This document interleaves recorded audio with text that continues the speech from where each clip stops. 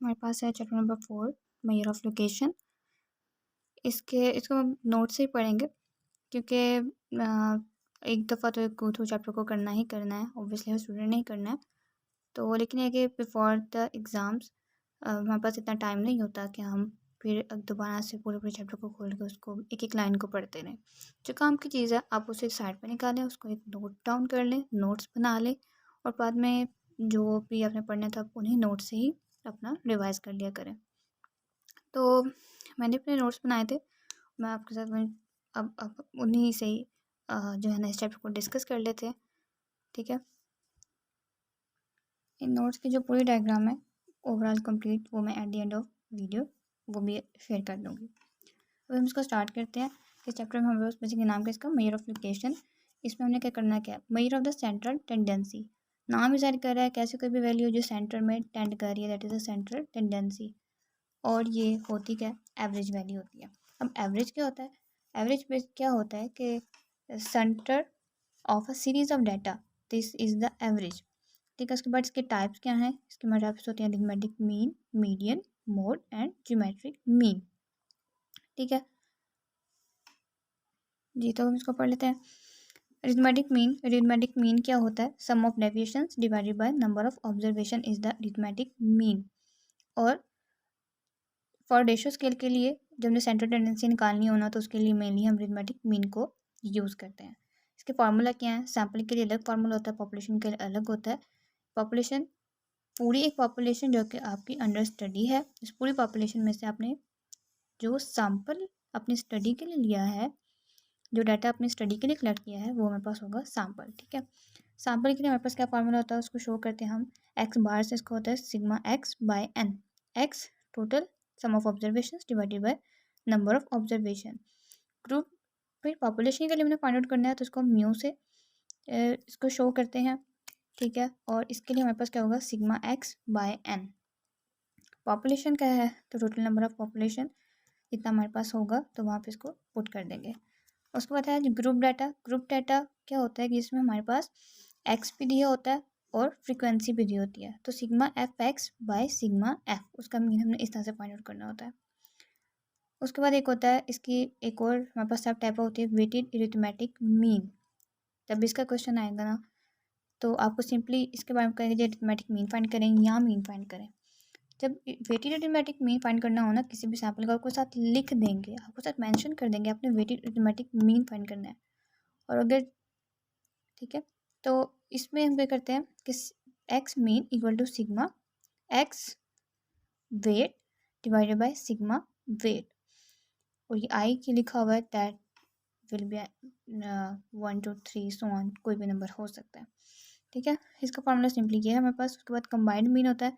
Combined mean में होता है कि हमारे पास डिफरेंट ग्रुप हैं, उनकी डिफरेंट मीन वैल्यू आ रही है, तो अब कहा जाता है कि आपने उन सब पॉपुलेशन की मीन को कंबाइन करना है। ठीक है, जैसे एक पॉपुलेशन ये है, दूसरी, तीसरी, चौथी, 4 पॉपुलेशन हमारे पास, 4 के हमारे पास मीन दिए हुए हैं।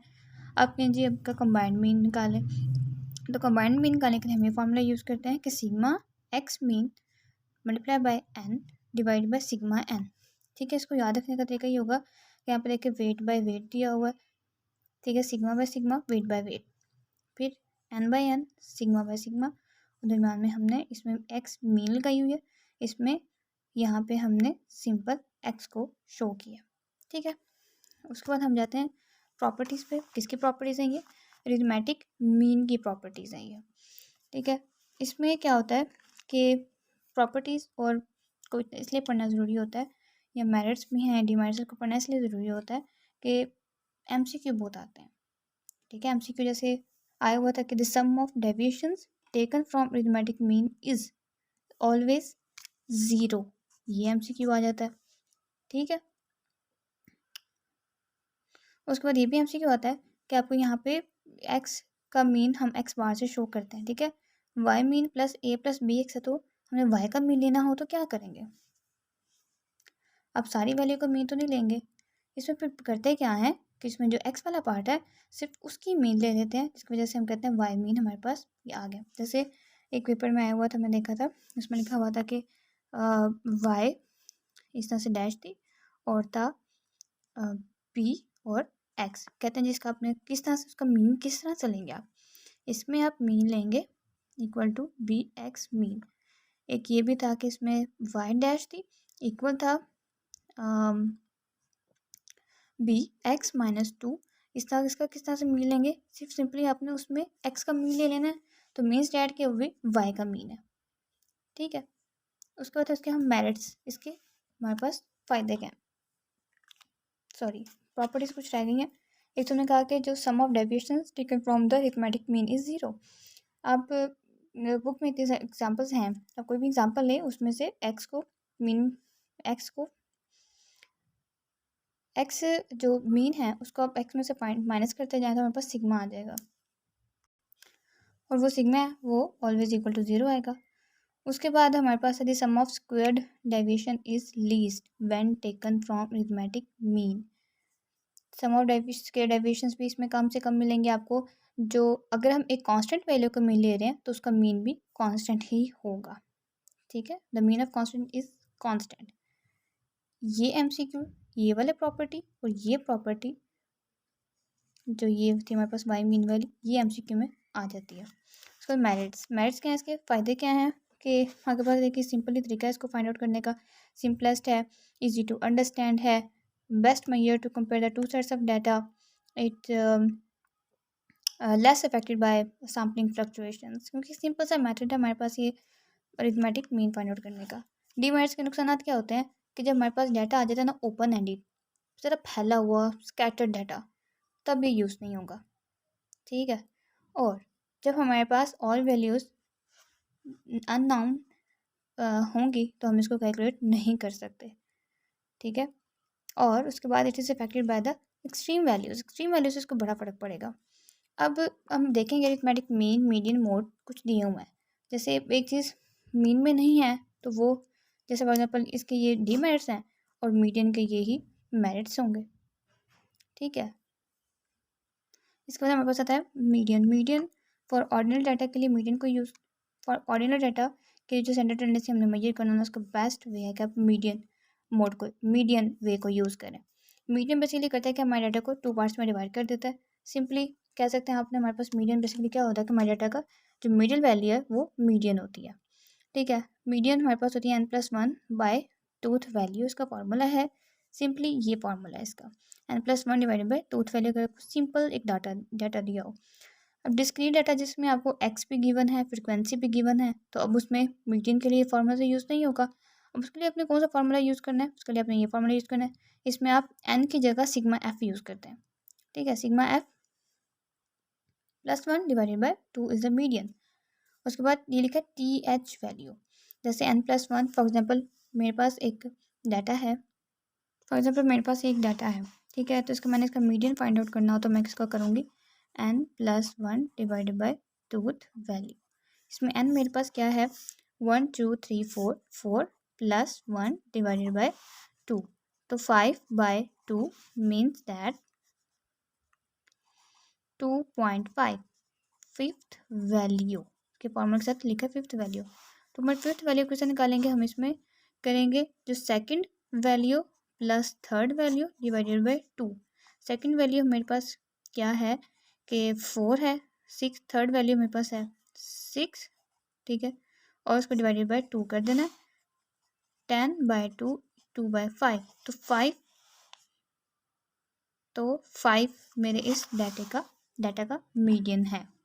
ठीक है, और अगर इस तरह से रेंज होता है, यहाँ पे 10 भी दिया होता, तो फिर दो जो मिडल वैल्यू है 6, फिर ये मीडियन होनी थी। ठीक है, अगर डिस्क्रीट डाटा हो, डिस्क्रीट डाटा का मतलब भाई हमारे पास एक्स दिया है, फॉर एग्जाम्पल हमारे पास दिया हुआ है इन्होंने एफ दिया हुआ है। ठीक है, ये एफ दिया हुआ है एफ। अब हमने इसके लिए क्या फाइंड आउट करना था, sigma f +1 divided by n. अगर ये डिस्क्रीट डाटा हमें यहाँ पे दिया होता, डिस्क्रीट डाटा वो होता है जिसमें हमें यहाँ पे एक्स भी दिया होता, जैसे फॉर एग्जाम्पल यहाँ पे इसके एक्स दिया होता 15, 20, 25 और 30, ये एक्स भी दिया है, फ्रिक्वेंसी भी दिया, तो ये डिस्क्रीट होता हमारे पास डाटा। डिस्क्रीट के लिए हमें क्या करना था, सिग्मा एफ +1 डिवाइडेड बाई 2 ये हमने डिस्क्रीट के लिए यूज़ कर लेना था। कॉन्टीन्यूस एक डाटा तो हमारे पास होता है कॉन्टीन्यूस। कॉन्टीन्यूस का मतलब ये होता है कि इसमें हमारे पास ना प्रॉपर एक ग्रुप्स बने होते हैं। ठीक है, ग्रुप्स कैसे होते हैं इसमें, जैसे 10 से लेके 15, 15 से लेके 20, 25 से लेके 30, और यहाँ पे हमें दी होती है फ्रीक्वेंसी कि इस कैटेगरी में, मतलब यहाँ पे ले लेते हैं हम एज ग्रुप ले लेते हैं कि इस एज ग्रुप में हमारे पास आ रहे हैं 10, इसमें है 5, इसमें है 20। तो ये हमारे पास होता है कॉन्टीन्यूस डाटा। तो इसके लिए जो हम फार्मूला यूज़ करते हैं मीडियन को फाइंड आउट करने के लिए, वो हमारे पास होता है L plus H by F N by 2 minus C. C क्या है यहाँ पे हमारे पास एक क्यूमुलेटिव फ्रिक्वेंसी का जो प्रीसीडिंग फ्रिक्वेंसी, बेसिकली इसको कह देते हैं कि इसमें हमने यहाँ पे एक तो सी एफ किस तरह से करना होता था, 10 एफ होता है और 10 प्लस 5 करेंगे तो 15, 15 प्लस 20 करेंगे तो 35। इस तरह से हमारे पास ये सी एफ क्यूमुलेटिव फ्रिक्वेंसी निकलती आती है। ठीक है, और हमने इस फॉर्मूले में क्या करना होता है कि पहले तो जैसे हमारे पास इस तरह का सारा डाटा आगे भी दिया हो, ठीक है, तो सबसे पहले तो हमने क्या करना होता है कि हमने सबसे पहले ना इसमें मीडियन ग्रुप को फाइंड आउट करना होता है कि हमारे पास जो मीडियन ग्रुप है वो कौन सा होगा। मीडियन ग्रुप को फाइंड आउट करने के लिए हम ये यूज़ करते हैं n बाय 2 n बाय 2। ठीक है, ये फार्मूला होता है कि मीडियन ग्रुप को फाइंड आउट करने के लिए ये फार्मूला यूज़ करते हैं। ठीक है, ट्रूथ वैल्यू। तो पहले इस फार्मूला को यूज़ करते हुए हम लोग क्या करते हैं कि इसका मीडियन ग्रुप फाइंड आउट कर लेते हैं। मीडियन ग्रुप जैसे हमारे पास 3 का डाटा है तो सिंपली इसका पता चल जाएगा, आपने जो सेंट्रल वाला है ये आपने अपना मीडियन ग्रुप लेना है। अगर इस तरह से डाटा होता कि आपको नीचे तक दिया होता जैसे 35 to 40 और यहाँ पे मैं कर देती हूँ 25, तो आपके पास अब वैल्यू है 4, सेंटर तो कोई भी नहीं है। तो इस केस में आपने जो मीडियन ग्रुप को फाइंड आउट करने की ज़रूरत पड़ती है वो अपने इस फार्मूला से पहले फाइंड आउट कर लेना है। ठीक है, फाइंड आउट करने के बाद हमारे पास वो सेकंड बनेगा या थर्ड बनेगा। जैसे इसके केस में अगर मैं मीडियन ग्रुप फाइंड आउट करना चाहूँ कि मीडियन ग्रुप मेरा कौन सा होगा, तो इसमें n बाई 2 करना है। n यहाँ पे सिग्मा एफ होगा, sigma F by 2। Sigma F हमारे पास क्या आ रहा है, जो मैंने अपना डाटा लिखा हुआ है, तो इसका हमारे पास जो है ना आ रहा है 60, इसका सिग्मा एफ आ रहा है, तो डिवाइडेड बाई 2 30 30 आ गया हमारे पास यहाँ पे मीडियन ग्रुप का, और यहाँ पे था हमारे पास 30th वैल्यू। ठीक है, 30th वैल्यू आ गई। यहाँ पे हमने साइड में क्यूमुलेटिव फ्रिक्वेंसी भी यहाँ पे हमने निकाली हुई है। ठीक है, अब यहाँ पे 35 प्लस 25 तो हमारे पास ये आ जाएगा 60। अब हमारे पास आया 30th वैल्यू।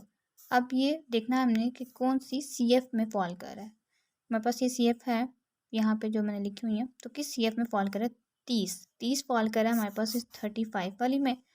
तो हमने ये वाला जो ग्रुप है हमने एज अ मीडियन ग्रुप लेना है। अब हमने मीडियन ग्रुप तो हमने सेलेक्ट कर लिया, यहाँ पे फिर हम अपना एक फार्मूला जो हमने लिखा था यहाँ पे वो लगाएंगे, जो हमारे पास है L plus H by F N by 2 minus C. इसमें L क्या है, length, sorry lower limit. Lower limit हमारे पास इसकी है 25, तो 25 लिखेंगे। हाइट होता है इन दोनों के बीच में हमारे पास डिफरेंस कितना है, 5, और इसकी फ्रिक्वेंसी कितनी है इस ग्रुप की, वो है 20। उसके बाद n sigma F, n again that is the,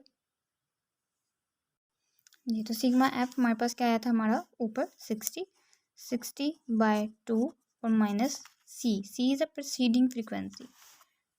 ये वाला ग्रुप है हमारे पास, इसकी फ्रिक्वेंसी तो ये है ना सी एफ, लेकिन हमने यूज़ करनी है ऊपर वाली 15, सी प्रीसीडिंग क्यूमुलेटिव फ्रिक्वेंसी को शो करता है। तो यहाँ पर लिखेंगे 50 और इससे जो भी आंसर है हम उसको कैलकुलेट कर लेंगे। हमारे पास इस डाटा के लिए, इस कॉन्टीन्यूस डाटा के लिए वो मीडियन होगी। ठीक है, आई होप यहाँ तक आपको समझ आ गया। उसको हम एक दफ़ा नोट से देख लेते हैं कि हमने यहाँ पे क्या खिचड़ी पकाई है। ठीक है, ओके, यहाँ पे आ जाए आप। अब मैंने कहा था मीडियन को हम सिंपल एक डाटा है हमारे पास, उसके लिए हमेशा से फाइंड करेंगे n+1 डिवाइडेड बाई 2 थ वैल्यू। टी एच वैल्यू किस तरह से फाइंड आउट करनी है वो मैंने आपको बता दिया। ठीक है। फॉर डिस्क्रीट डाटा के लिए क्या करना होता है आपने, sigma F plus one, n की जगह आपने sigma F plus one divided by two, ठीक है। और इसमें हमने साथ से डिस्क्रीट के लिए मीडियन फाइंड आउट कर ली। ओके, अब हमारे पास जैसे सिग्मा एफ हम यूज़ करते हैं ना, हमारे पास ये बड़ी वैल्यू होती है, एन छोटी वैल्यू होती है तो सिंपली वो निकल आती है। लेकिन अब यहाँ पे हमारे पास जो भी आंसर आएगा, जैसे मेरे पास आंसर है 42th वैल्यू, फॉर एग्जांपल कोई भी आंसर आ जाए, मेरा आंसर है 42th वैल्यू किसी भी डाटा का, तो मैंने अब क्या देखना है कि 42th वैल्यू 42 किस CF में फॉल कर रहा है। अभी हमने इसमें भी देखा था ना कि हमने यहाँ पे जब हमने मीडियन ग्रुप लिया 38 वैल्यू आई, हमने देखा कि किस CF में फॉल कर रही है हमारी 30, इसमें फॉल करी थी, हमने फिर इस ग्रुप को एज अ अपना मीडियन ग्रुप ले लिया था, ठीक है। इसी तरह अब हमने भी यहाँ पे करना है कि किस CF में फॉल कर रही होती है और उस CF का X हमारे पास यहाँ पर is equal to the median for that data, ठीक हो गया। उसके बाद हमारे पास है for continuous data, continuous data हमारे पास L plus H by F N by two minus c is the proceeding cumulative frequency, median group के साथ फाइंड आउट करेंगे n plus n by twoth value, ठीक है, n equal to sigma f.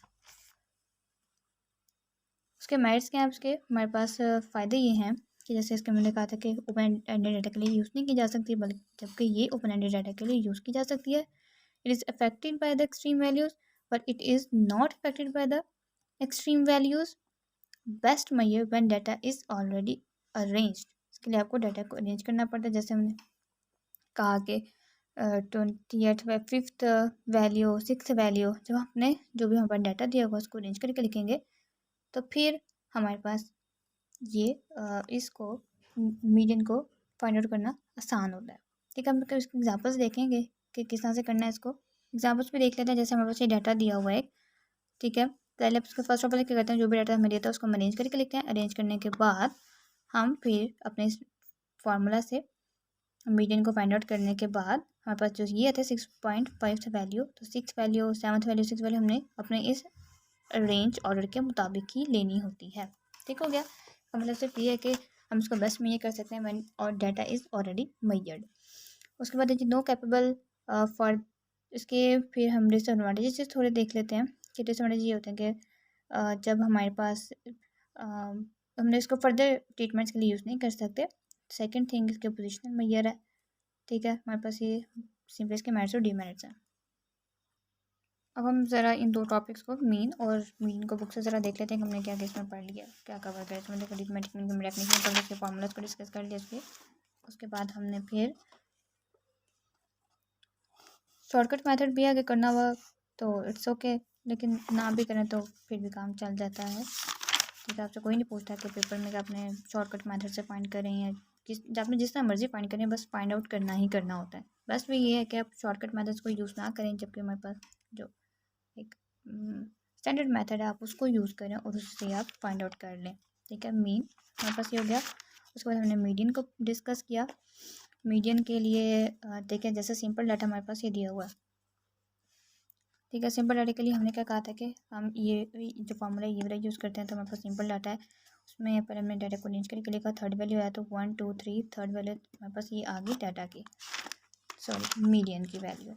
उसके बाद हमारे पास डिस्क्रीट डाटा को थोड़ा सा देख लेते हैं। डिस्क्रीट डाटा में अपने क्या करना होता है, जैसे ये दिया हुआ है तो इसमें क्या करना होता है, हमने किसी का फॉर्मूला हमारे पास sigma F plus 1 divided by 2 value discrete data के लिए। अच्छा, जो हमारे पास हमने फॉर्मूला अपनी वैल्यू रख के देखा तो हमारे पास आया 42th वैल्यू। 42th वैल्यू हमें देखना है कि किस CF तो क्यूमुलेटिव फ्रीक्वेंसी, किस क्यूमुलेटिव फ्रीक्वेंसी हमारे पास ये फॉल कर रहा है। 42 40 में तो नहीं आएगा ना, 40 तो कम है, 62 में फॉल कर रहा है 42, तो हमने इस ग्रुप का ले लिया कि ये हमारे पास मीडियन ग्रुप है और इसकी जो x है 4, तो then 4 will be it's median value. उसके बाद हमने देखा कि कॉन्टिन्यूस डाटा के लिए फॉर्मूला था, इसमें हमने देखा था इसमें ग्रुप को, और उसके बाद C अपने कौन सी लेनी है, पिछली वाली फ्रीक्वेंसी, पिछली जो क्यूमुलेटिव फ्रीक्वेंसी होती है अपने वो लेनी होती है। N हमारे पास होता है सिग्मा, F होता है यहाँ पे, तो हमने इसको देखा। तो इसमें नोट्स हैं ये, तो आप इसका ज़रा स्क्रीनशॉट ले लें, तो फिर हम नेक्स्ट वीडियो में मोड और क्वार्टाइल्स को डिस्कस कर लेंगे।